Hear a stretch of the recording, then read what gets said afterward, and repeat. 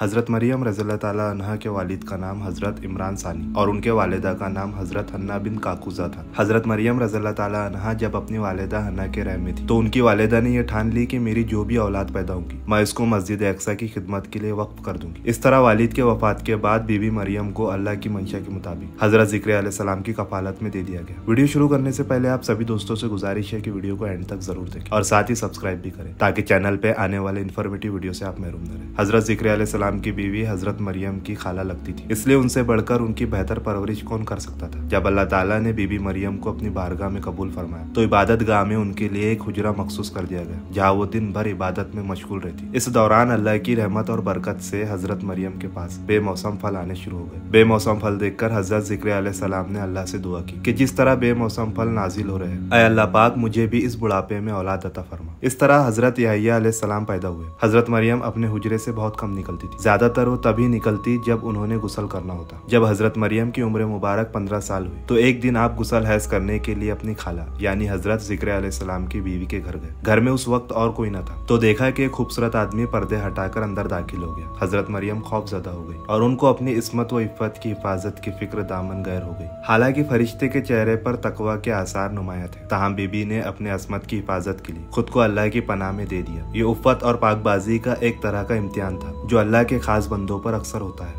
हजरत मरियम ने उस शख्स से कहा कि वो वहाँ से चले जाए। उनकी परेशानी देखकर नौजवान ने कहा कि घबराने की जरूरत नहीं है, मैं इंसान नहीं अल्लाह की तरफ से भेजा हुआ एक फरिश्ता हूँ। आने की वजह बताते हुए फरिश्ते ने कहा कि आपको एक पाकीज़ा और मुबारक व मसूद बच्चे की विलादत की खुशखबरी देने आया हूँ। हजरत मरियम ये सुनकर रोने लगी और कहने लगी ये कैसे हो सकता है, मैं कुंवारी हूँ, मुझे हाथ लगाने की हिम्मत मत करना, मेरा तो निकाह ही नहीं हुआ और बुराई का मुझे तसव्वुर तक नहीं, मेरे जिस्म पर किसी इंसान का कभी हाथ ही नहीं लगा, मैं बदकार नहीं और ना ही ज़िनाकार। हजरत जिब्राइल कहने लगे कि ये उसी तरह होगा जैसे इससे पहले अल्लाह ताला ने हजरत आदम अलैहिस्सलाम को माँ और बाप दोनों के बगैर पैदा किया और हजरत हव्वा अलैहिस्सलाम को सिर्फ मर्द के वजूद से पैदा फरमाया गया। ये सुनकर हजरत मरियम को सुकून मिला और खौफ और डर खत्म हो गया। फिर जिब्राइल अलैहिस्सलाम कहने लगे मुझे अल्लाह पाक ने हुक्म दिया कि मैं तुम्हारे गिरेबान में फूंक मारूं, तो अल्लाह ताला के हुक्म से फूंक रहम में जाने के बाद रूह बन गई और अल्लाह ताला ने ईसा अलैहिस्सलाम की पैदाइश की इब्तिदा का जिक्र करते हुए फरमाया है और इमरान की बेटी मरियम जिसने अपनी पारसाई की हिफाजत की तो हमने उसमें अपनी तरफ की रूह फूकी और उसने अपने रब की बातों और उसकी किताबों की तस्दीक की और फरमा बरदारी में हुई। हजरत मरियम फरमाती है कि जब मैं तन्हा बैठी होती तो मेरा बेटा मुझसे बातें करता था। इस सारे अमल के बाद हजरत मरियम अपनी खाला के पास तशरीफ ले गई। हजरत मरियम की खाला ने देखा कि हजरत मरियम अलैहिस्सलाम हामला है।